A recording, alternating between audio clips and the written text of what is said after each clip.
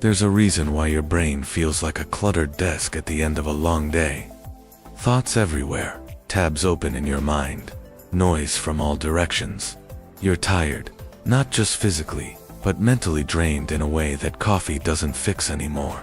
And maybe, just maybe, the reason you're feeling so overwhelmed isn't because your life is full, but because it's too full.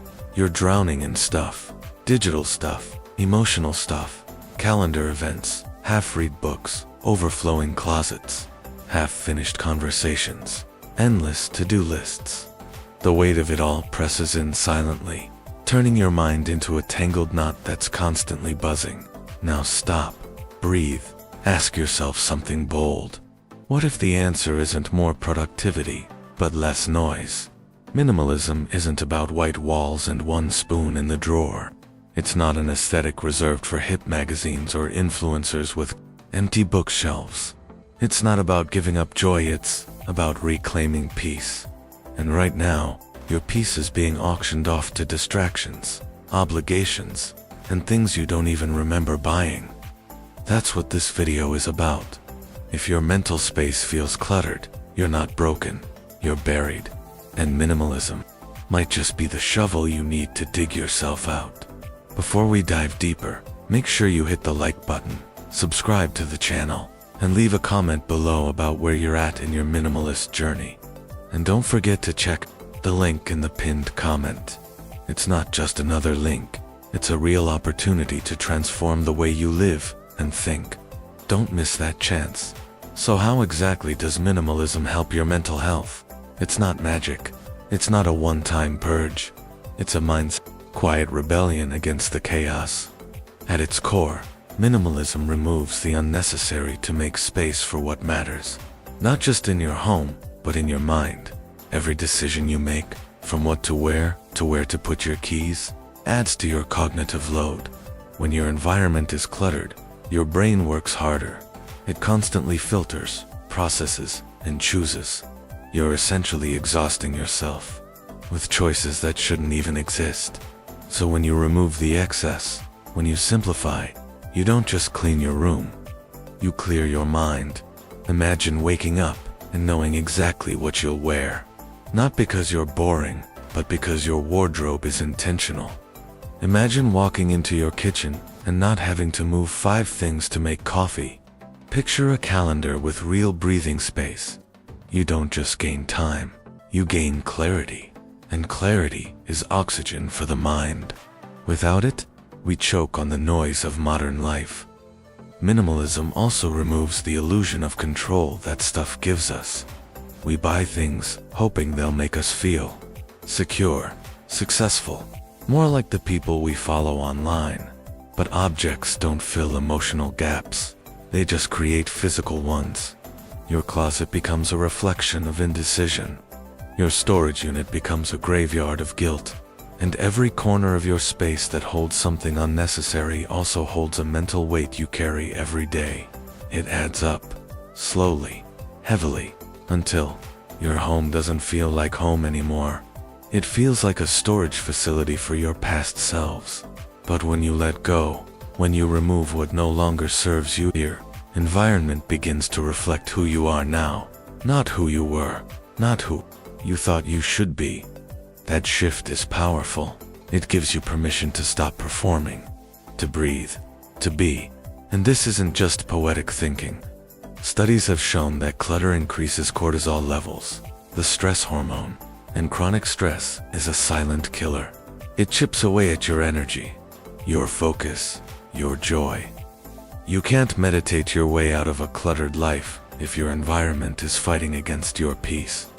Minimalism isn't just about fewer things. It's about fewer triggers, fewer distractions, fewer decisions that drain you. There's also something deeply healing in the process of letting go. Each item you part with is a small decision, a tiny moment of clarity. You're saying, I don't need this. I choose peace. That's not easy, especially when our culture celebrates consumption like a religion. But minimalism is a quiet revolt. It's choosing sanity over trends. It's choosing clarity over chaos. And the moment you start, Even if it's just one drawer, something shifts. Your brain gets a little quieter. Your breath gets a little deeper. Your day feels a little lighter. You don't have to live in an empty white box to feel the benefits. You just have to ask better questions. Do I need this? Does this add value? Would I buy this again? Can I let this go? Those questions are like therapy. Not the kind where you sit on a couch and cry though. That might happen too, but the kind where you uncover what really matters and what doesn't. When you strip away the noise, you start hearing yourself again. And that voice, the one under the opinions, under the marketing, under the pressures, the one that knows what peace feels like. That voice gets louder with every decision to live with less. And the more you listen, the more you realize that mental clarity was never about adding more. It was always about subtracting the right things. Once you begin to experience the mental stillness that comes from simplifying your environment, something else starts to shift your relationship with time. You begin to notice how much of your stress came from trying to do too much, own too much, control too much. You realize that you were constantly rushing, not because you had somewhere important to be, but because you were running from the weight of your own overwhelm. Minimalism interrupts that rush. It invites you to slow down, to be present, to stop managing life like a never-ending checklist and start living it with intention. That's where true mental health begins, in the space between doing and being, in the choice to exist without always needing to achieve. There's a lie that modern life keeps whispering, that your worth is tied to your output, that the more you do, the more you have, the more you are. But your brain was never designed to operate at this speed. It was never meant to be bombarded with endless notifications, messages, alerts, reminders, temptations. It wasn't made for 20 tabs and 4 screens and 3 voices in your head. It was made for depth, for connection, for breath. And yet we keep filling our lives with more, hoping it will finally make us feel like enough. Minimalism says, stop. You're already enough. You don't need to prove it by owning, doing, or chasing more. And when you begin to believe that, even just a little, everything changes. Your mind starts to settle. Your thoughts begin to organize themselves. The background noise fades, and you can hear your own clarity again. That clarity becomes your compass. It helps you say no without guilt. It helps you rest without shame. It helps you focus without burning out. Because you're no longer spending your mental energy on things that don't matter. You're no longer outsourcing your worth to what's in your closet or on your screen. You're reclaiming your power by reclaiming your attention. And your attention, when it's not being drained by meaningless clutter, becomes one of the most valuable tools you have for healing. Even the act of decluttering itself becomes a meditative practice. It's not just physical, it's deeply emotional. Every item you choose to part with is a lesson in detachment. Every drawer you empty is a small act of emotional freedom. You don't just clean your space, you start cleaning the inner clutter, too. The guilt, the comparison, the anxiety, the expectations. Slowly, you begin to trust that you don't need all that weight to be okay. You begin to enjoy space, not just visually, but psychologically. You start to feel light again, and this lightness, this inner spaciousness, becomes addictive in the best possible way. You crave it more than new shoes, more than another sale, more than another social scroll, because it brings you something that stuff never could. Peace. A peace that doesn't depend on your income, your job, your status, or the trends.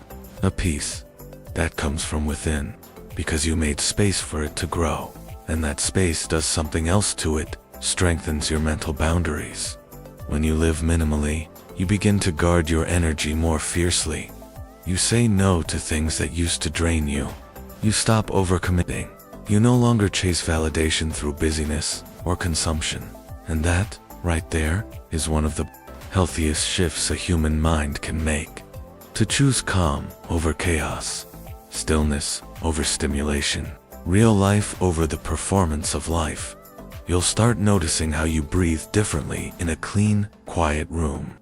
How you think more clearly when your desk is empty. How you sleep better when your bedroom isn't filled with distractions. These aren't small wins. These are foundational changes. Because mental clarity isn't some abstract ideal, it's built from small, daily decisions. Decisions to keep less, want less, be more. And the more you practice it, the more natural it becomes, like brushing your teeth, like going for a walk, like choosing silence instead of noise. People might not understand it. They'll ask why you got rid of so much, why you don't want the latest thing, why your calendar isn't booked solid. They might not get it. That's okay. You're not living for them. You're living for peace, for joy, for a mind that feels like home again. And once you taste that, no amount of stuff can compete. So if your mind feels cluttered, if your thoughts feel too loud, if life has become a blur of tasks and notifications and mental loops that never end, consider this your invitation.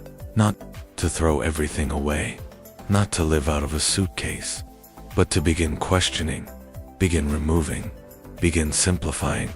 Not because minimalism is a trend, but because your mental health deserves the space to breathe. Start where you are, with what you have. Let go of one thing today, then another tomorrow. Let it be messy, let it be slow, but let it be real. Let it be yours. Because clarity isn't a destination, it's a practice. And the more you make space for it, the more it shows up. In your home, in your schedule, in your relationships, and most importantly, in your mind. If this message resonates with you, if you've ever felt like the weight of life is just too heavy, maybe this is the moment to begin. To choose less, on purpose. To simplify, not because you're giving up, but because you're ready to fully live. And if that's the case, I invite you again, like this video, subscribe to the channel, and share your thoughts in the comments. And make sure to check out the pinned comment, because inside that link is an opportunity. Not just for more information, but for a genuine transformation, for clarity, for calm, for the life your mind has been begging you to build.